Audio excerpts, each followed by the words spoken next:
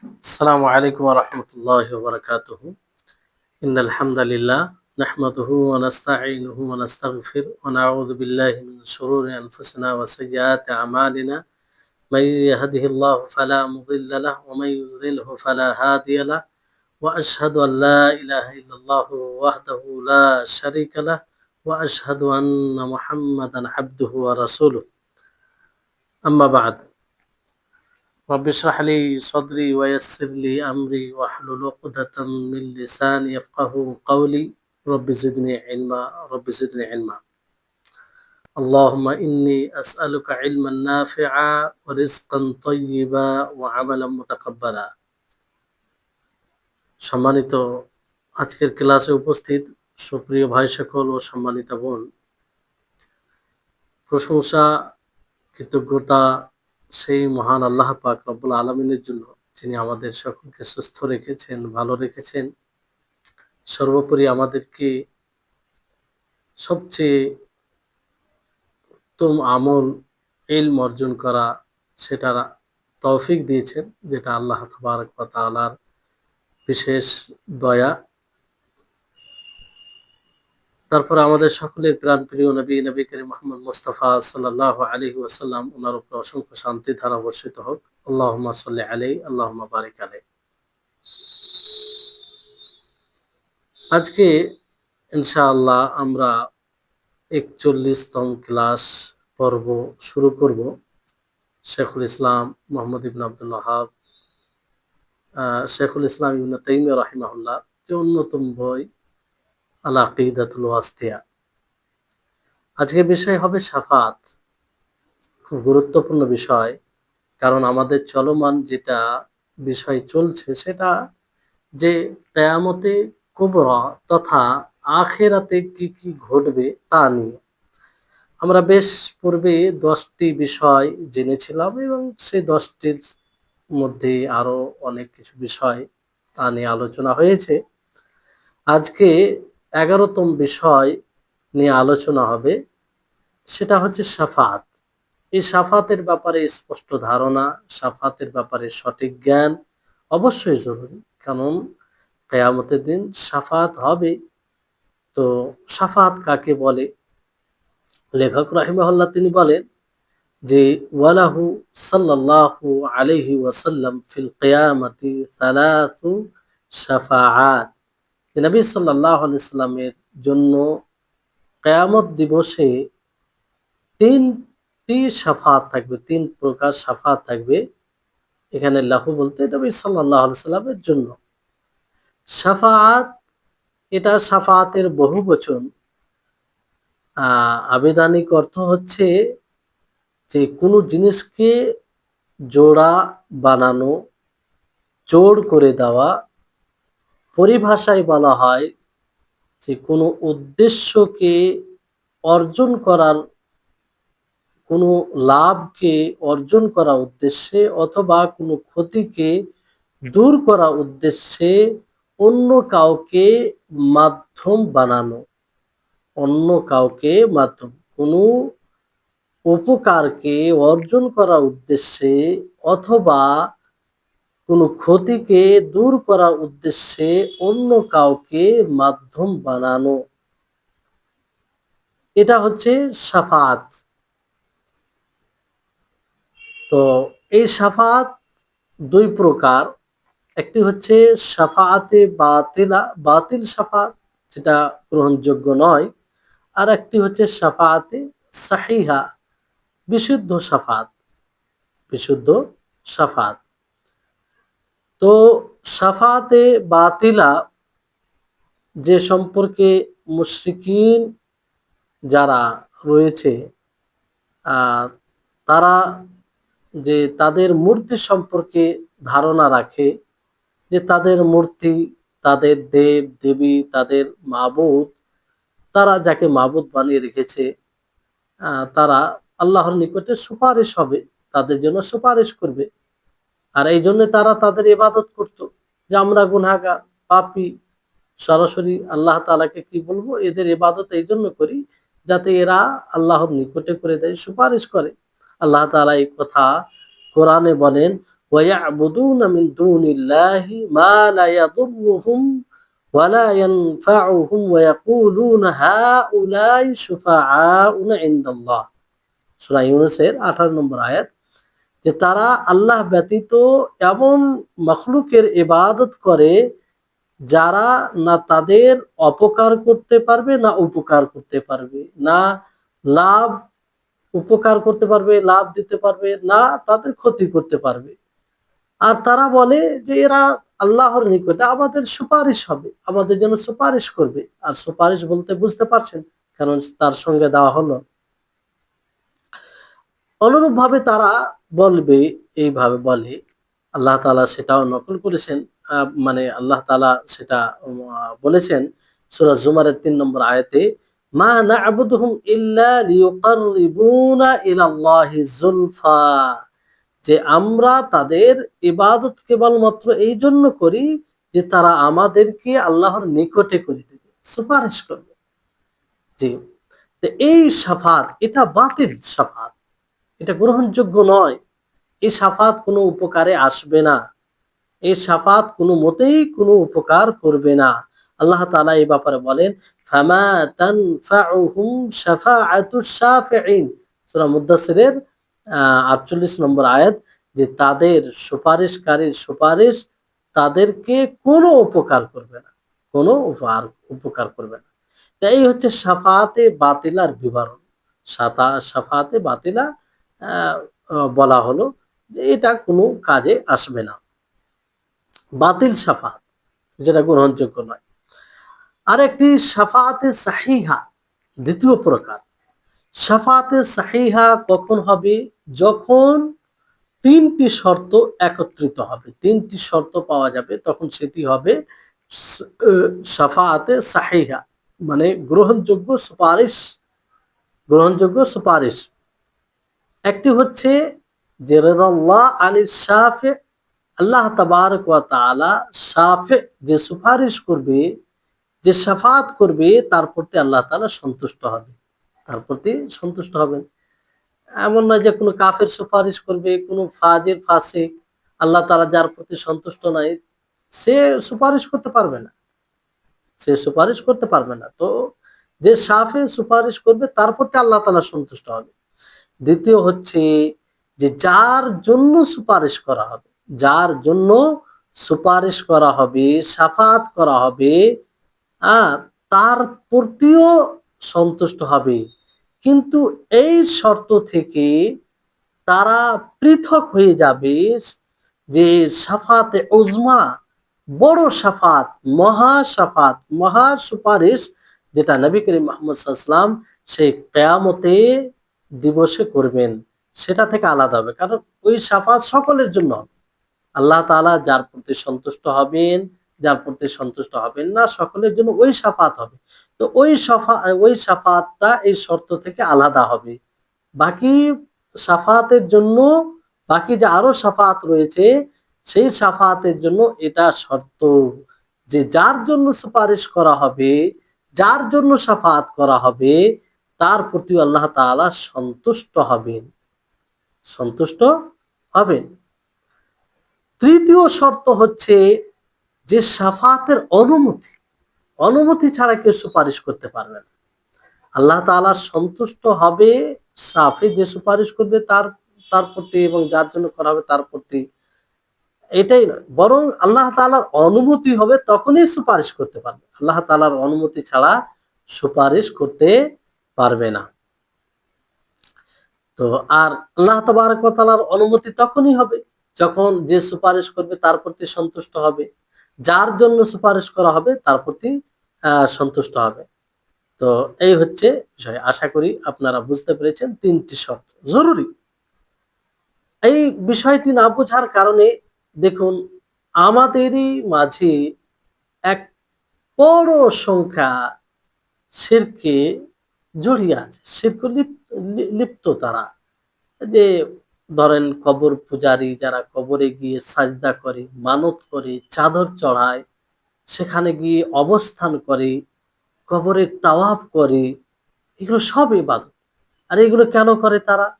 এই উদ্দেশ্যে করে যে যার কবরে তারা অবস্থান করে, যার জন্য মানত করে, তারা মনে করে সে সৎ বান্দা ছিল, আল্লাহর অলি ছিল, আল্লাহর নৈকট্য প্রাপ্ত বান্দা।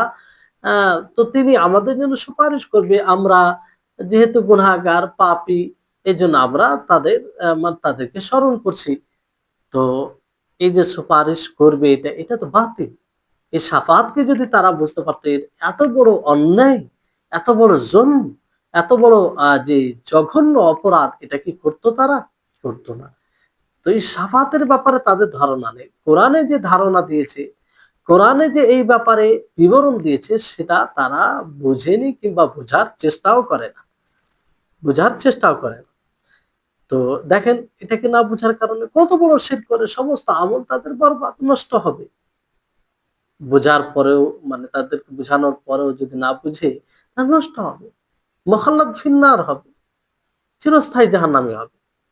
যদি তার উপরে হুজ্জাত কায়েম হয়ে যায়, তারপর ওইটা। জি।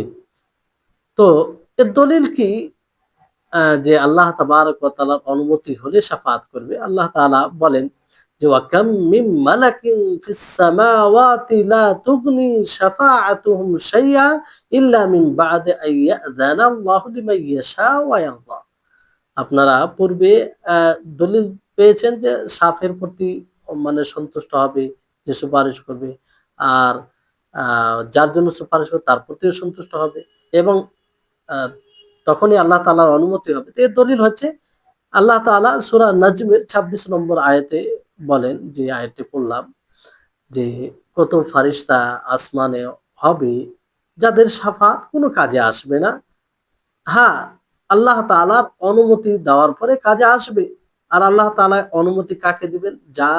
যার জন্য আল্লাহ তাআলা চান, যার প্রতি আল্লাহ তাআলা সন্তুষ্ট হবেন। জি, তো এখানে কোন সাফেকে, মানে যে সুপারিশ করবে তার কথা উল্লেখ করেনি আল্লাহ তাআলা। আর যার জন্য সুপারিশ করা হবে সেটাও উল্লেখ করেনি। আমভাবে বলা হয়েছে, মানে উভয়ের উপরে আল্লাহ তাআলা সন্তুষ্ট হলে আল্লাহ তাআলা অনুমতি দিবেন, তারপরে তার জন্য সুপারিশ করা হবে। কিন্তু আপনাদেরকে বলা হলো যে শাফাআতে উজমা এই থেকে পৃথক। শাফাআতে উজমা এই থেকে পৃথক, কারণ সেটা শাফাআত সকলের জন্য করা হবে। আল্লাহ তাআলা যার প্রতি সন্তুষ্ট হবেন, যার প্রতি সন্তুষ্ট হবেন না, আ আ সকলের জন্য করা হবে। আল্লাহ তাআলা সূরা তাহার ১০৯ নম্বর আয়াতে বলেন যে ইয়াউমাইযিন লা তানফাউ শাফাআতু ইল্লা মান আযিনা লাহুর রাহমানু ওয়া রাদিয়া লাহু কাওলা। যে সেই দিন কোন শাফাত উপকারে আসবে না। হ্যাঁ, ওই শাফাত আল্লাহ তাআলা রহমান যাকে অনুমতি দিবে এবং যার জন্য সন্তুষ্ট হবে, যার কথা আল্লাহ তাআলা সন্তুষ্ট হবে, তাকে অনুমতি আল্লাহ তাআলা দেবেন। তার সুপারিশ কাজে আসবে। অনুরূপভাবে আল্লাহ তাআলা সূরা আম্বিয়ার ২৮ নম্বর আয়াতে কি বলেন? যে ওয়ালা ইয়াশফাউনা ইল্লা লিমান ইরতাযা। যে তারা সুপারিশ করবে না, হ্যাঁ, ওই ব্যক্তির জন্য যার প্রতি সন্তুষ্ট হবে। মানে এক কথায় আল্লাহ তাআলা যার প্রতি সন্তুষ্ট হবে। তো এই আয়াতগুলো, যে কটি আয়াত আপনাদেরকে বলা হলো, এই ৩ টি আয়াত থেকে যেটা স্পষ্ট হচ্ছে যে ৩ টি অ শর্ত মানে প্রমাণিত। জি। আ ৩ টি শর্ত এই আয়াতগুলো থেকে প্রমাণ হয় আর অন্তর্ভুক্ত করে। জি। যে এক হচ্ছে, যে সুপারিশ করবে তার প্রতি সন্তুষ্ট, যার জন্য সুপারিশ করা হবে তার প্রতি সন্তুষ্ট, এবং অনুমতি। আল্লাহ তাআলা তখন, মানে যার প্রতি সন্তুষ্ট হবেন আর যে সুপারিশ করবে তার প্রতি তখন আল্লাহ তাআলা অনুমতি দিবেন। তো নবী করিম মুহাম্মদ সাল্লাল্লাহু আলাইহি সাল্লামের জন্য ৩ টি শাফাআত রয়েছে। কয়টি শাফাআত রয়েছে? ৩ টি শাফাআত রয়েছে। যেহেতু পূর্বে বলা হয়েছে যে নবী সাল্লাল্লাহু আলাইহি সাল্লামের জন্য ৩ টি শাফাআত। তো সেই ৩ টি শাফাআত কি, কি? আমরা জানবো।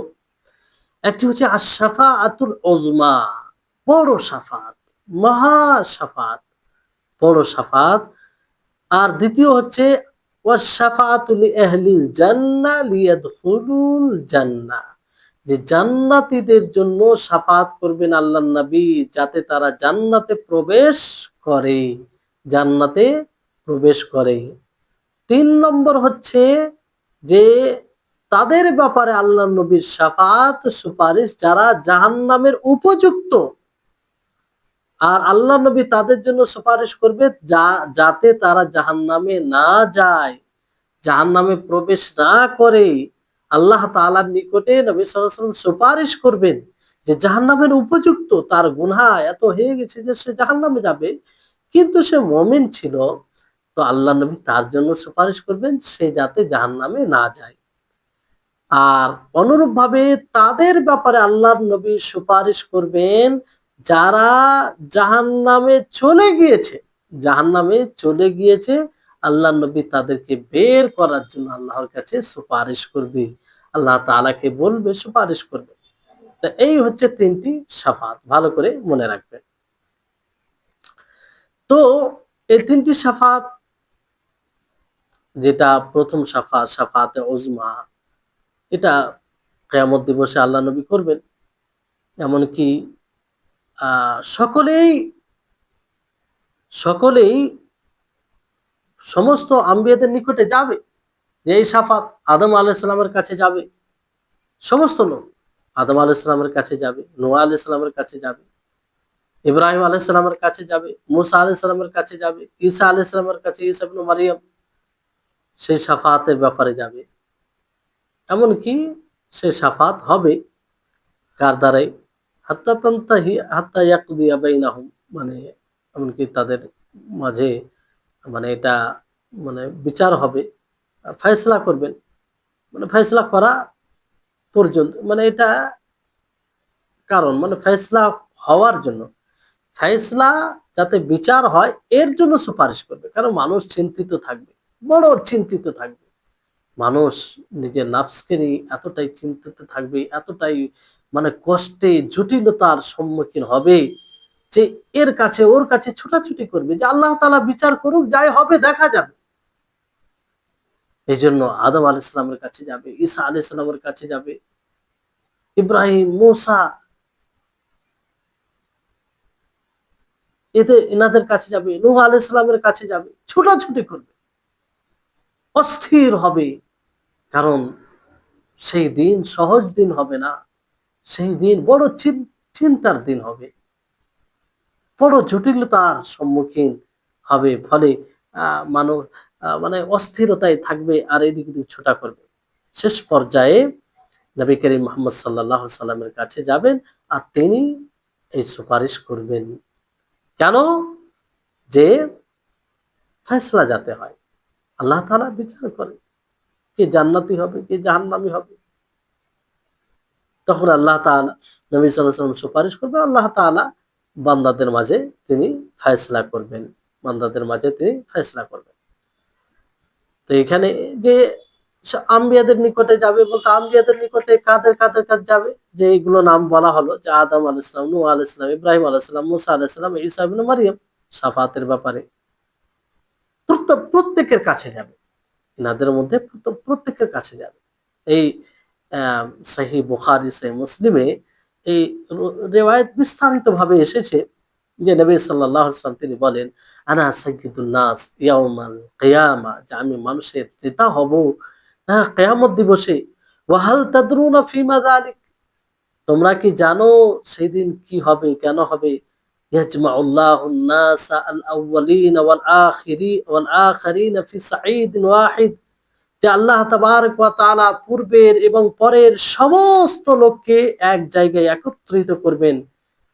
আর তারা সেই আহ্বান শুনবে, তাদের উপরে দৃষ্টি পড়বে, তাদের নিকটে সূর্য তাদের নিকটে হবে।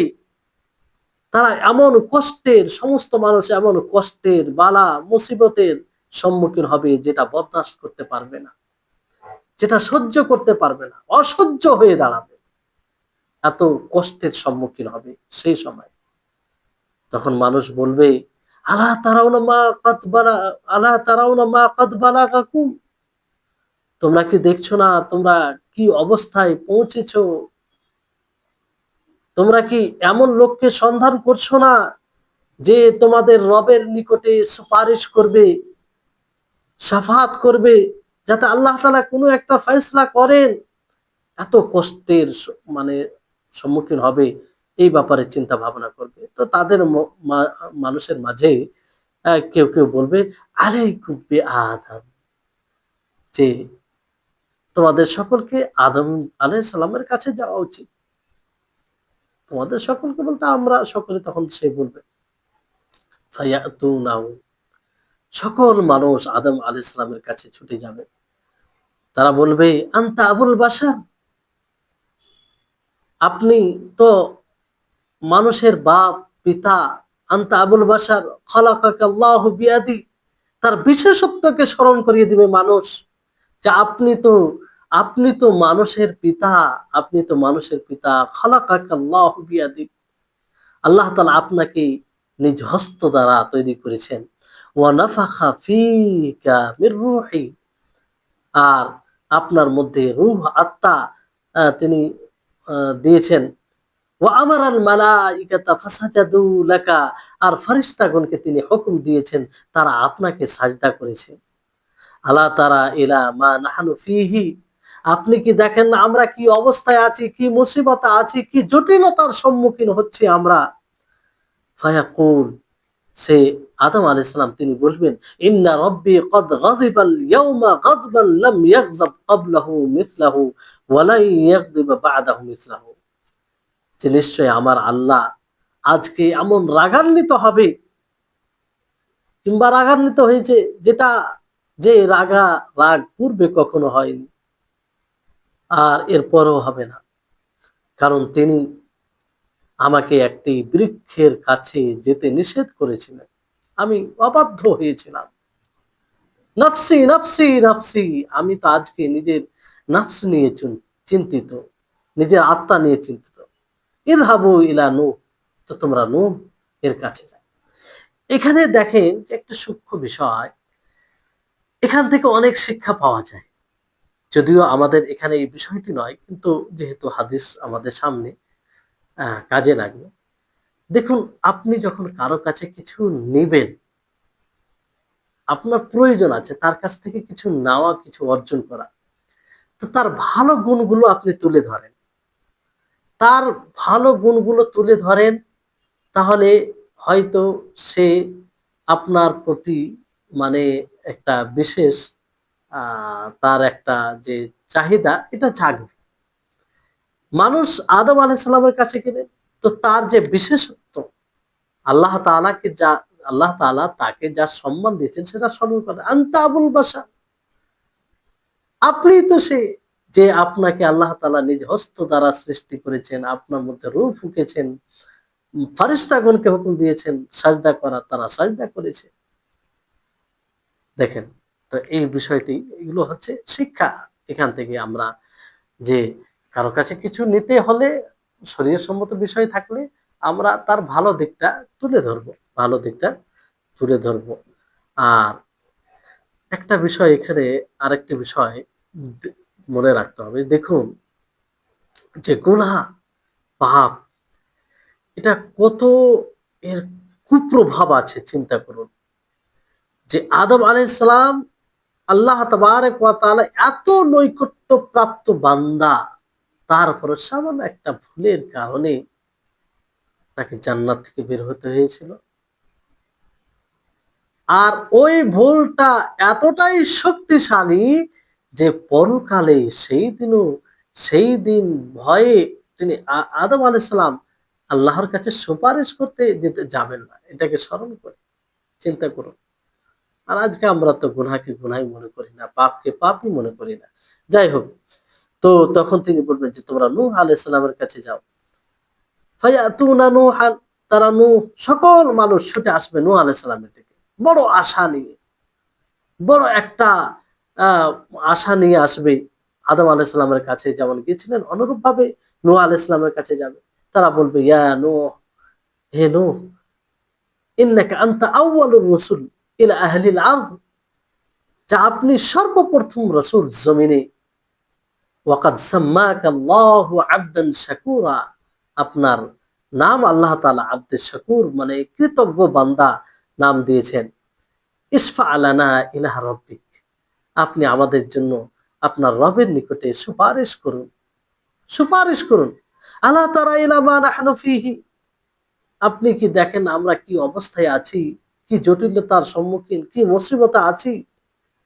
তখন তিনি সেই কথাই বলবেন যে কথা আদম আলাইহিস সালাম বলেছিলেন, যে আল্লাহ তাআলার ক্রোধ, রাগ এতটাই হয়েছে যেটা পূর্বে হয়নি, আ কিংবা পরেও হবে না। এরকম মানে এইভাবে বলবে যেটা আদম আলাইহিস সালাম বলেছিলেন। তখন তিনি বলবেন যে আমি একটা ভুল করেছিলাম। ফলে তিনি কি বলবেন? ইযহাবু ইলা ইব্রাহিম। ইব্রাহিম এর কাছে নিয়ে চলে যাও। সকলেই ফের আবার ওই আশা নিয়ে ইব্রাহিম আলাইহিস সালামের নিকটে যাবে, আসবে। তারা বলবে, ইয়া ইব্রাহিম আনতা নাবিয়্যুল্লাহ। আপনি তো আল্লাহর নবী। ওয়া খালিলুহু মিন আহলিল আরদ। আপনি তো জমিনে আল্লাহ তাআলার খলিল ছিলেন। খলিল সকলে নাই। আল্লাহ ইব্রাহিম আলাইহিস সালাম ও নবী সাল্লাল্লাহু আলাইহি ওয়াসাল্লাম খলিল। ইশফা লানা ইলা রাব্বিক। আপনাদের জন্য আল্লাহর নিকটে সুপারিশ করুন। আলা তারা ইলা মা নাহনু ফি। আপনি কি আপনি কি দেখেন না যে আমরা কি অবস্থায় রয়েছি? তখন তিনি সেই কথাই বলবেন যে কথা আদম ও নূহ আলাইহিস সালাম বলেছেন। কারণ তিনি বলবেন যে আমি ৩ বার মিথ্যা কথা বলেছিলাম। ৩ বার মিথ্যা কথা, তারপরে আলোচনা হবে ইনশাআল্লাহ। ৩ বার মিথ্যা কথা বলেছিলাম। তো তোমরা কার কাছে যাও? মূসা আলাইহিস সালামের কাছে যাও। কার কাছে যাও? মূসা আলাইহিস সালামের কাছে। ফায়াতুনা মূসা, সকলেই ওই আশা মানে নিয়ে মূসা আলাইহিস সালামের কাছে আসবে। তারা বলবে, ইয়া মূসা আনতা রাসূলুল্লাহ। আপনি তো আল্লাহর রাসূল। ফাদ্দালাকাল্লাহু বিরিসালাতিহি ওয়া বিকালামিহি আলান নাস। আল্লাহ তাআলা আপনার উপরে অনুগ্রহ করেছে রিসালাত দিয়ে এবং মানুষের উপরে কালাম, মানে আপনি যে কথা বলেছেন আল্লাহর সাথে, এজন্য কালিমুল্লাহ বলা হয় মূসা আলাইহিস সালামকে। ইসফা লানা ইলা রাব্বিক। আমাদের জন্য আপনি রবের নিকটে সুপারিশ করুন। আলা তারা ইলা মা নাহনু ফি। আপনি কি দেখেন না যে আমরা কি অবস্থা আছি? মূসা আলাইহিস সালাম তাই বলবেন যা আদম আলাইহিস সালাম আ বলেছিলেন, নূহ আলাইহিস সালাম বলেছিলেন, তারপরে মূসা আলাইহিস সালাম বলেছিলেন, ইব্রাহিম আলাইহিস সালাম তাই বলবেন যে আল্লাহ তাআলা আজকে আমার উপরে রাগবেন যা পূর্বে কখনো এরকম রাগেননি কিংবা পরেও রাগবেন না। তো তিনি আ মানে এই কথা বলে তখন তাকে আ বলবেন যে ঈসার কাছে যাও। কারণ মুসা আলাইহিস সালাম বলবেন যে আমার কি ভুল হয়েছিল? যে আমি এমন একটা মানুষকে মে আ হত্যা করে দিয়েছিলাম, মেরে দিয়েছিলাম। যাকে মারার আমাকে আদেশ দেয়নি। ওই যেটা হয়ে গেছিল। একবার মারা গিয়েছিল। তো এটা তো আল্লাহ তাআলা তাকে আদেশ দেয়নি। তো এটার মানে এটার এই গুনাহকে স্মরণ করে লজ্জায় যেতে পারবে না।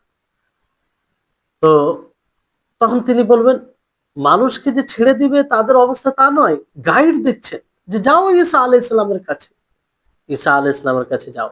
ফায়াতুনা ঈসা, আবার ওই আশা নিয়ে সকলেই ঈসা আলাইহিস সালামের কাছে আসবে। তারা বলবে, "ইয়া ঈসা আনতা রাসূলুল্লাহ ওয়া কালিমাতুহু আলকাহা ইলা মারইয়াম ওয়া রূহুম মিন আ আ ওয়া কাল্লামাতিন নাস ইয়া ওয়া কাল্লামতান নাসা ফিল মাহদি সাবিয়্যা।" তখন তারা বলবে যে, হে ঈসা, আপনি আল্লাহর রসুল, আপনি তো আল্লাহর কালিমা, যে কালিমা আল্লাহ তাআলা মারিয়ামকে মারিয়ামের এতে নিক্ষেপ করেছিলেন। আর আপনি তো রূহ, আল্লাহ তাআলা, মানে এটা তার এজাজ সম্মানের ক্ষেত্রে বলা হয়েছে। আর আপনি তো সেই মায়ের কোলে থাকা অবস্থায় কথা বলেছিলেন মানুষের সাথে। এই এজাজ সম্মান আপনার ছিল। ইশফা লানা ইলা রাব্বিক। আপনি আমার জন্য আ আমাদের জন্য রবের নিকটে সুপারিশ করুন। সে একই কথা বলবেন, একই কথা বলবেন। ঈসা আলাইহিস সালাম বলবেন যে রাগের ব্যাপারে, যেমন ইব্রাহিম, নূহ, তারপরে মূসা, এনারা যা বলেছেন সেই একই কথা বলবেন। তখন তিনি বলবেন যে আমিও ভুল করেছি একটা। ওই হাদিসে মানে কোন গুনাহের কথা বলা হয়নি। তবে কোন বিষয় ছিল। তখন বলবে যে ইযহাবু ইলা মুহাম্মাদ, যে তোমরা মুহাম্মাদের নিকটে যাও। মুহাম্মদ সাল্লাল্লাহু আলাইহি সাল্লামের নিকটে। ফায়াকুলুন, মানে তখন মানে ঈসা আলাইহিস সালাম মানে ঈসা আলাইহিস সালাম তাই বলবেন যে নাফসি নাফসি, আমি তো নিজের নাফস নিয়ে চিন্তায় আছি, চিন্তিত আমি। তখন তারা এই কথা শুনে তারা ঈসা আলাইহিস সালাম গাইড দেবেন যে মুহাম্মদ সাল্লাল্লাহু আলাইহি ওয়াসাল্লামের কাছে যাও। তারা মুহাম্মদ সাল্লাল্লাহু আলাইহি ওয়াসাল্লামের কাছে ছুটে আসবে। আর বলবে মুহাম্মদ সাল্লাল্লাহু আলাইহি ওয়াসাল্লামকে এসে, ইয়া মুহাম্মদ, হে মুহাম্মদ, আনতা রাসূলুল্লাহ, আপনি তো আল্লাহর রাসূল, ওয়া খাতামুল আম্বিয়া। দেখেন একেকটা নবীর যে বিশেষত্ব আছে সেটা তুলে ধরবে যে আপনি তো খাতামুল আম্বিয়া, শেষ নবী, শেষ রাসূল। ওয়াকাদ গাফারাল্লাহু লাকা মা তাকাদ্দামা মিন যামবিকা ওয়া মা তাআখার। আল্লাহ তাআলা তো আপনার পূর্বের পরের সমস্ত গুনাহ মাফ করে দিয়েছেন। ইশফা লানা ইলা রাব্বিক, আপনি আমাদের জন্য আপনার রবের নিকটে সুপারিশ করুন। আলা তারা ইলা মা নাহনু ফিহি, আপনি কি দেখেন আমরা কি অবস্থায় রয়েছি, কি জটিলতার সম্মুখীন, কি মুসিবতে রয়েছি যেটা অসহ্য। ফান্তালাকা, আল্লাহর নবী তখন যাবেন, তিনি আরশের নিচে আসবেন। ফাআকাউ সাজিদান লিরাব্বি আজ্জা ওয়া জাল্লা, তিনি বলছেন যে আমি আমার রবের সাজদায় আমি পড়ে যাব। থুম্মা ইয়াফতাহুল্লাহু আলাইয়া মিন মাহামিদিহি, আর তারপরে আল্লাহ তাআলা আমার জন্য মানে এমন ভাবে প্রশংসা করার যে প্রশংসা করার জন্য পক্ষকে প্রশস্ত এমন ভাবে করে দিবেন, তার প্রশংসা, তার নাম সানা করার জন্য, যে পূর্বে এইরকম ভাবে করেননি আল্লাহ নবী। মানে এমন ভাবে প্রশংসা করবে যেটা কল্পনার বাইরে। দুনিয়াতে আল্লাহ নবী কখনো এইভাবে প্রশংসা করেনি। আল্লাহ তাআলা সেটা তার জন্য খুলে দিবেন, আর ওইভাবে প্রশংসা করবেন। প্রশংসা প্রচুর করবেন। বলা হবে, ইয়া মুহাম্মদ ইরফা রাসাক, হে মুহাম্মদ, আপনি আপনার মাথা উঠান। সাল তুতা, আপনি চান আপনাকে দেওয়া হবে।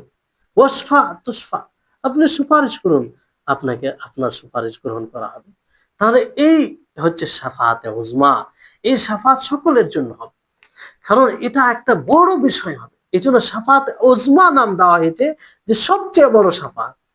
মানুষ এত কষ্টের মধ্যে থাকবে, যেটা হাদিসের ভাষ্য অনুযায়ী যে অসহ্য, যেটা সহ্য করতে পারবে না, সেই দিনের দীর্ঘতা বেড়ে যাবে, লম্বা দিন, যেটা শুনেছেন জানেন। তো এই হচ্ছে বিষয়, যেটা আপনারা হাদিস শুনলেন। এবার এখানে কিন্তু আহ তিনটি যে মিথ্যা কথা বলা হয়েছিল ইব্রাহিম আলাইহিস সালাম, সেটা কিন্তু বুখারী হাদিসে এসেছে।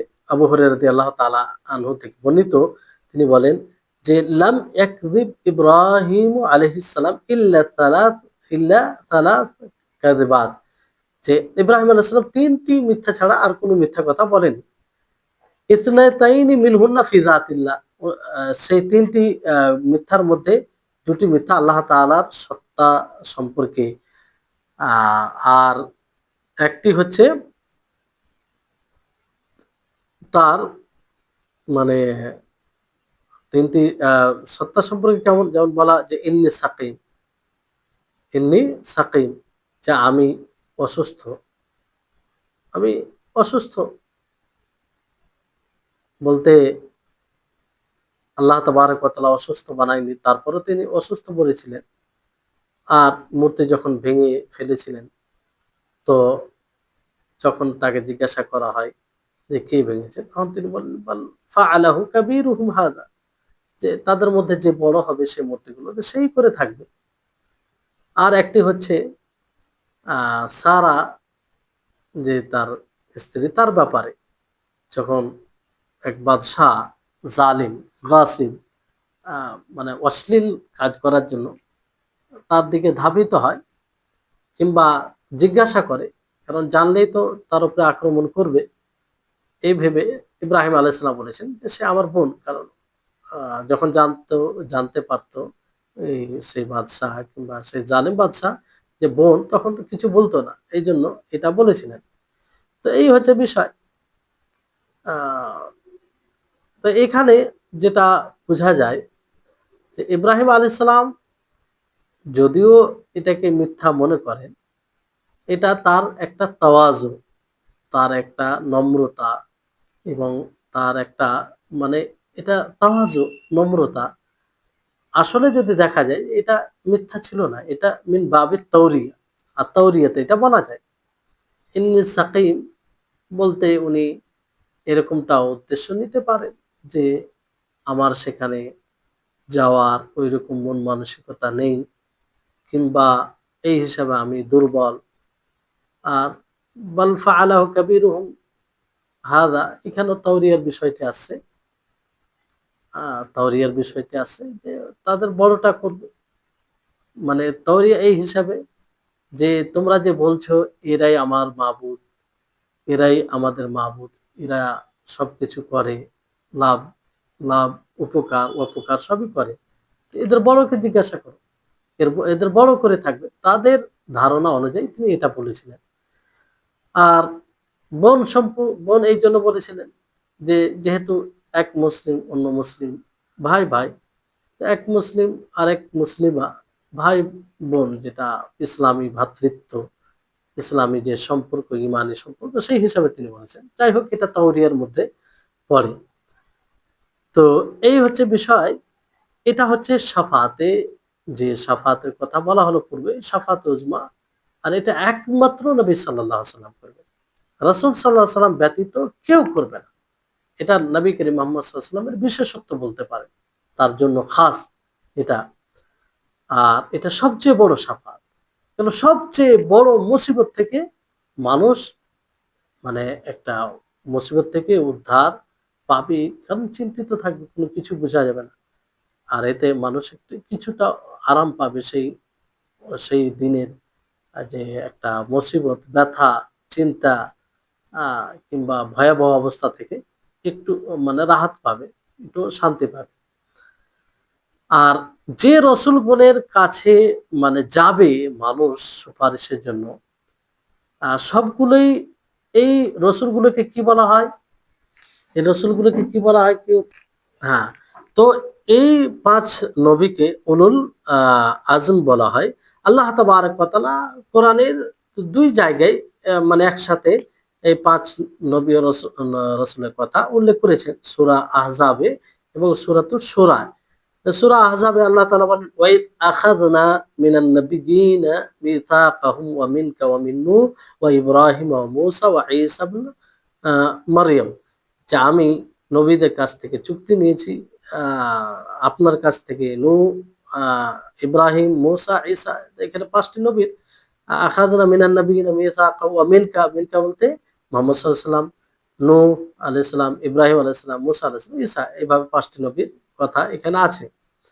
আর সূরা শূরায় ওখানেও এইভাবে উল্লেখ করেছেন আল্লাহ তাআলা, শারআ লাকুম মিনাদ দীনি মা ওয়াসসা বিহি নূহা ওয়াল্লাযী আওহাইনা ইলাইকা ওয়া মা ওয়াসাইনা বিহি ইব্রাহিম ওয়া মূসা ওয়া ঈসা, যে আল্লাহ তাআলা বিধিবিধান তো তোমাদেরকে যেমন ভাবে দিয়েছেন, আহ, যা মানে বিধিবিধান বিদ্ধ করেছে আল্লাহ তাআলা দ্বীনের মধ্যে, যেটা আল্লাহ তাআলা হুকুম দিয়েছেন নূহ আলাইহিস সালামকে, এবং ওহী করেছেন আপনাকেও, আর তার আদেশ দিয়েছেন ইব্রাহিম, মূসা, ঈসা। এখানেও এই আয়াতেও আল্লাহ তাবারক ওয়া তাআলা সেই ৫টি নবীর কথা বলেছেন। তো ইনাদেরকে উলুল আজম বলা হয়। তো আম্বিয়া, নবীর বহুবচন আম্বিয়া। আদম, নূহ, আদম থেকে নূহ, আহ, লেখক রাহিমাহুল্লাহ এখানে নিশ্চিত করেছেন যে আদম আলাইহিস সালাম নবী, নবী ছিলেন, রাসূল ছিলেন না। আহ, আদম আলাইহিস সালাম নবী ছিলেন, রাসূল ছিলেন না। জি। আর এটাই স্পষ্ট হাদিস দ্বারাও প্রমাণ হয়। হাদিস দ্বারাও প্রমাণ হয় যে হাদিসে যেহেতু আছে যে আনতা আউয়ালুর রাসূল, নূহ আলাইহিস সালামকে বলা হয়। আদম আলাইহিস সালামের যদি আদম আলাইহিস সালাম প্রথম রাসূল হতেন, তাহলে এই কথা বলা হতো না। তো যেমন আবু যার নবী সাল্লাল্লাহু আলাইহি সাল্লামকে জিজ্ঞাসা করেন যে হাল কানা আদম নবিয়্যান, আদম কি নবী ছিলেন? তিনি বলেন হ্যাঁ, তিনি নবী ছিলেন। তো আদম আলাইহিস সালাম হচ্ছেন আম্বিয়াদের মধ্যে সর্বপ্রথম নবী, যার উপরে আল্লাহ তাআলা ওহী করেছেন। আর সর্বপ্রথম রাসূল নূহ আলাইহিস সালাম, যেটা শাফাআতের হাদিসে প্রমাণিত।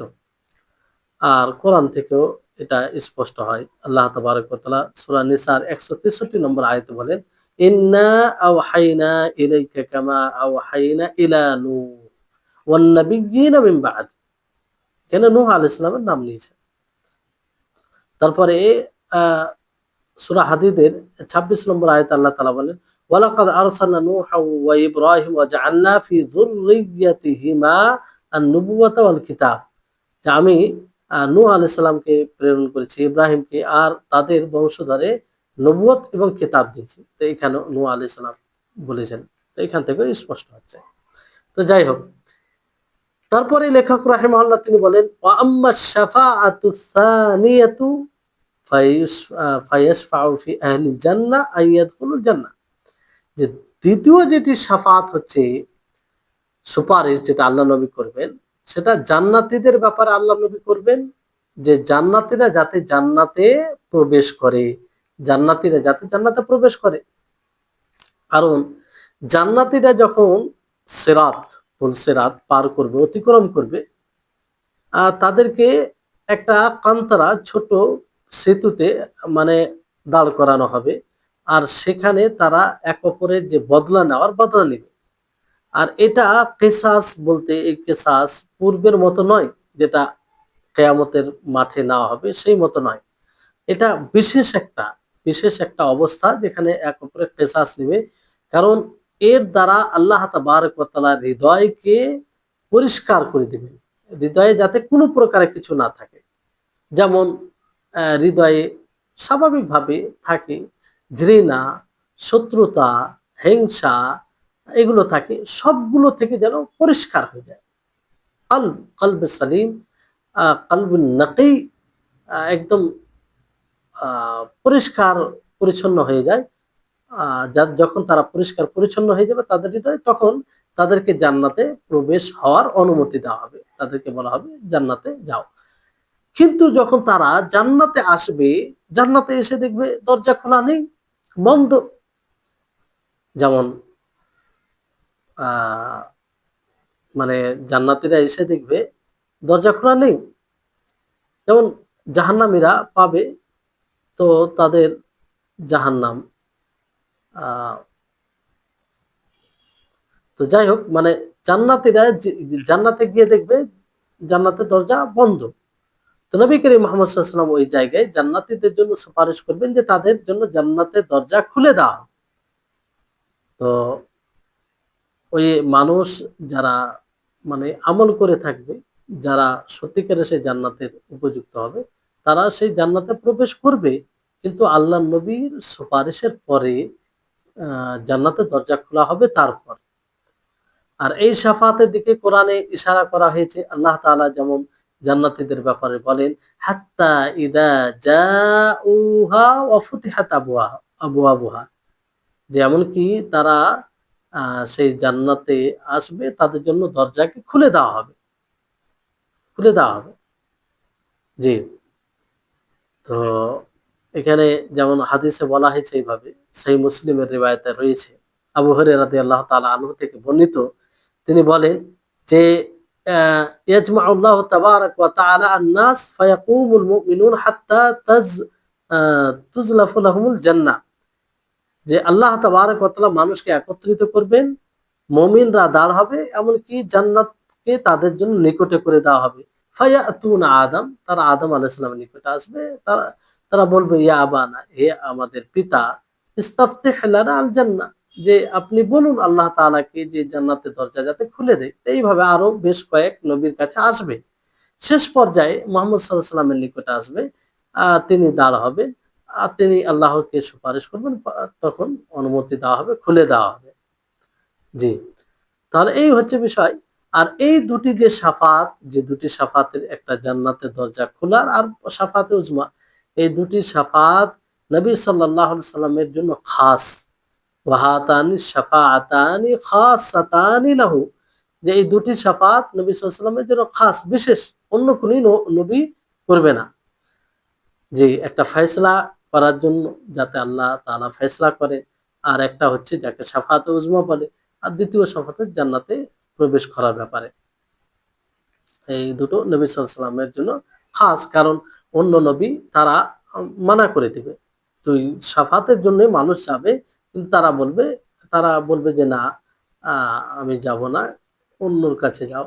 শেষ পর্যায়ে নবী সাল্লাল্লাহু আলাইহি সাল্লাম যাবে। তাহলে বোঝা যাচ্ছে যে এই দুটি সাফাত নবী সাল্লাল্লাহু আলাইহি সাল্লামের সাথে খাস, অন্য কেউ করবে না। তৃতীয় যেটি সাফাত রয়েছে, এটা নবী সাল্লাল্লাহু আলাইহি সাল্লামের সাথে খাস নয়, মানে একটা বিষয়ে খাস। সেটা কি, যে সাফাতটা তিনি আবু তালেবের ব্যাপারে মানে তৃতীয় যেটি সাফাত খাস আল্লাহ নবীর সাথে, সেটি হচ্ছে যেটি সাফাত আল্লাহ নবী আবু তালেবের ব্যাপারে করবেন। কার ব্যাপারে করবেন? আবু তালেবের ব্যাপারে করবেন। আবু তালিব, যে সেই বুখারী সেই মুসলিমের রিওয়ায়েতে রয়েছে, সে কুফরের উপরে মারা গেছে, কুফর অবস্থায় মারা গেছে। তো আবু তালিব নবী সাল্লাল্লাহু আলাইহি সাল্লামের চাচা ছিল। এজন্য নবী সাল্লাল্লাহু আলাইহি সাল্লামের চাচা মোট ১০ জন ছিলেন। তো তার মধ্যে ৪ জন ইসলাম গ্রহণ করেছিল, আর ২ জন কুফরের উপরে ছিল, আর ২ জন ঈমান নিয়ে আসে। জি। তো আর ২ জনের ব্যাপারে আল্লাহু আ'লাম। ২ জন যেমন কাফির, আ কাফির মানে ২ জন কাফির ছিল, যেমন আবু লাহাব। সে নবী সাল্লাল্লাহু আলাইহি সাল্লামের সাথে অনেক খারাপ আচরণ করেছে, অনেক খারাপ আচরণ করেছে। এজন্য আল্লাহ তাআলা তার ব্যাপারে এবং তার স্ত্রীর ব্যাপারে একটি সূরা নাযিল করেন। তাদেরকে লাঞ্ছিত করেন, অপমানিত করেন। কিয়ামত পর্যন্ত তাদের জন্য মানুষ বদদুয়া দিবে। সূরা লাহাব পড়া মানে তাদের জন্য বদদুয়া। কারণ তারা বড়ই শত্রুতা পোষণ করেছিল আল্লাহ নবীর সাথে, আর এর পিছনে সহযোগী ছিল তার স্ত্রী। আল্লাহ তাআলা তাদেরকে দুনিয়াতে লাঞ্ছিত করেছেন এবং কিয়ামত পর্যন্ত মানুষ ওই হিসাবে তাদেরকে স্মরণে রাখবে। দ্বিতীয় হচ্ছে আবু তালিব। আবু তালিব তিনি আ রাসূল সাল্লাল্লাহু আলাইহি সাল্লামের সাথে ভালো আচরণ করেছেন, বড় ইহসান করেছেন। আর এটা আল্লাহ তাবারাক ওয়া তাআলার হিকমা ছিল যে সে কুফরের উপরে বাকি থাকবে তার কর্মের দোষে। কারণ মানে সে যদি কুফরের উপরে না থাকতো, তাহলে তো যেমনভাবে তিনি নবী সাল্লাল্লাহু আলাইহি সাল্লামের ডিফেন্স করেছিলেন, নবী সাল্লাল্লাহু আলাইহি সাল্লামের পক্ষ হয়ে লড়াই করেছেন, সম্ভব ছিল না। সে যদি ইসলাম নিয়ে চলে আসতো, তাহলে তো মানুষ ভাবতো এই মুসলিম হয়ে গেছে, এর কথায় কোনো গুরুত্ব দেওয়া হবে না। কিন্তু কুফর অবস্থায় ছিল, সে নবী সাল্লাল্লাহু আলাইহি সাল্লামকে প্রোটেকশন দিত, আর তারা তাদের কথা মানত, যেহেতু একটু ভারসাম্য লোক ছিলেন। তো এটা একটা হিকমা বলা যেতে পারে। অথচ আবু তালিবকেও কষ্ট দেওয়া হয়েছে। আবু তালিবকেও কষ্ট দেওয়া হয়েছে, যেমন ভাবে নবী সাল্লাল্লাহু আলাইহি সাল্লামকে কষ্ট দেওয়া হয়েছে। কিন্তু সে আবু তালিব বাপ দাদার ধর্মে ছিল ঐরকম ভাবে, ওই জন্য তার কথাকে কিছু হলেও মান্য করলো, মনে করত। আর নবী সাল্লাল্লাহু আলাইহি সাল্লামের সে হেফাজত করত, ফলে এর একটু অনেক প্রভাব ছিল। আর যে আর দুজন যে ইসলাম এনেছিল, সেটা হচ্ছে আব্বাস, হামজা। একটা বিষয় খেয়াল রাখেন যে হ্যাঁ, মানে আব্বাস, হামজা এরা দুজন ইসলাম এনেছিলেন। আর আব্বাসের থেকে উত্তম, আব্বাস রাদিয়াল্লাহু তাআলা আনহু থেকে উত্তম হচ্ছে হামজা রাদিয়াল্লাহু আনহু। এমনকি হামজার লকব পদবী নবী করিম মুহাম্মদ সাল্লাল্লাহু আলাইহি ওয়াসাল্লাম কি দেন? আসাদুল্লাহ, আসাদুল্লাহ। তিনি উহুদ যুদ্ধে শহীদ হয়েছিলেন। আর নবী সাল্লাল্লাহু আলাইহি ওয়াসাল্লাম তার তার তার নাম এটাও দিয়েছিলেন, নাম দিয়েছিলেন সৈয়দুশ শুহাদা হামজা। তো এই হচ্ছে নবী সাল্লাল্লাহু আলাইহি ওয়াসাল্লামের চাচা। আর আবু তালিবের জন্য আল্লাহ তাবারক ওয়া তাআলা এটা অনুমতি দিয়েছেন রাসূল সাল্লাল্লাহু আলাইহি ওয়াসাল্লামকে, যে সে তার ব্যাপারে সুপারিশ করুক, যদিও সে কাফের। আর এটা খাস নবী সাল্লাল্লাহু আলাইহি ওয়াসাল্লামের সাথে, মানে এটা বিশেষ ওই আয়াত থেকে আলাদা, খাস। মানে যে আয়াতে বলা হয়েছে না, ফামা তানফাউহুম শাফাআতু শাফিঈন, যে সুপারিশকারীর সুপারিশ কোনো তাদের উপকার পৌঁছাবে না, মুশরিক কাফেরদেরকে কোনো কিছু লাভ দেবে না। কিন্তু এই আয়াত থেকে এই সুপারিশটা খাস, যেটা শুধু আবু তালেবের সাথে হবে। কিন্তু এই সুপারিশ শুধু আযাবে হালকা করবে, তাকে জাহান্নাম থেকে যে বের করা হবে তা নয়। যদি মানে নবী সাল্লাল্লাহু আলাইহি ওয়াসাল্লামের সুপারিশের কারণে, শাফাআতের কারণে তাকে জুতো পরানো হবে আগুনের, যার কারণে তার ব্রেন, তার মগজ মানে সেই গরম পানির মতো উতলাবে। এটা হচ্ছে জাহান্নামের সবচেয়ে হালকা আযাব। আল্লাহুল মুস্তাআন। সবচেয়ে হালকা আযাব, যে আগুনের জুতো পরানো হবে, আর সেই কারণে মাথার মগজ সেই গরম পানি, ফুটন্ত পানি যেমন উতলায় ঐরকম হবে অবস্থা। তো শুধু কি মগজ এটা করবে? তার মানে পুরো শরীর প্রভাবিত হবে। আল্লাহ আমাদের হেফাজত করুন। এটা জাহান্নামের সর্বনিম্ন সবচেয়ে হালকা আযাব। তো নবী করিম মুহাম্মদ সাল্লাল্লাহু আলাইহি সাল্লামের সুপারিশের কারণে এই আযাবটা আবু তালিবকে দেওয়া হবে। রাসূল সাল্লাল্লাহু আলাইহি সাল্লাম তিনি বলেন যে, ওয়ালাউলা আনা, আমি যদি না হতাম, লাকানা ফিদ দারকিল আসফালি মিনান নার, তাহলে সে জাহান্নামের সবচেয়ে গহীন মানে গর্তে থাকতো, নিচে থাকতো। তো নবী করিম মুহাম্মদ সাল্লাল্লাহু আলাইহি সাল্লামের সুপারিশের কারণে তাকে সবচেয়ে হালকা, সেই হালকা আযাবটা কত কঠিন একবার চিন্তা করুন। আর আজকে আমরা সেই জাহান্নামকে ভুলে গেছি। সেই জাহান্নামের কথা শুনেও আমরা কোন রকম জীবনে পরিবর্তন ঘটাই না, পরিবর্তন নিয়ে আসি না। তো এটা আবু তালেবের শাখসিয়তের কারণে নয়, ব্যক্তিত্বের কারণে নয়, বরং সে তার জীবদ্দশায় নবী সাল্লাল্লাহু আলাইহি সাল্লামের দিফা করেছিলেন। নবী সাল্লাল্লাহু আলাইহি সাল্লামের সাহাবায়ে কেরামদের পক্ষ থেকে দিফা করেছিলেন, ডিফেন্স করেছিলেন। তাদের হেফাজত যতদূর করার করেছিলেন। আর আল্লাহ নবী সুপারিশ করেছিলেন এরপরে। এইজন্য এজন্য যারাই কাফের রয়েছে, যারাই মুশরিক রয়েছে, তাদের দুনিয়ার কোনো ভালো কাজ আখিরাতে কাজে আসবে না। আখিরাতে কোনো কাজে আসবে না। কারণ আখিরাতে উপকার নেওয়ার জন্য ঈমান শর্ত। ঈমান না থাকলে কোনো কাজে হবে। আল্লাহ তাআলা হয়তো দুনিয়াতে তাদেরকে এই বদলা দিয়ে দিতে পারে কোনো আকারে, অন্য কোনো নিয়ামত দিয়ে, কিছু দিয়ে আল্লাহ তাআলা বদলা দিবেন। কিন্তু আখিরাতে তার কোনো বদলা থাকে না। একজন কাফের যতই মানুষের সেবা করুক, যতই ভালাই করুক, ইসলামের রক্ষার্থেও যাই করুক না কেন, যদি সে ঈমান না নিয়ে আসে, তাহলে আখিরাতে সেটা কোনো উপকারে পৌঁছাবে না। আর এর উদাহরণ অনেক আছে।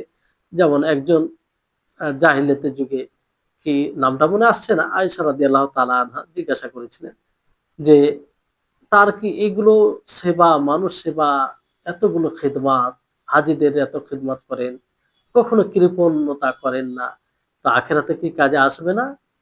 কোনো উপকারে আসবে না?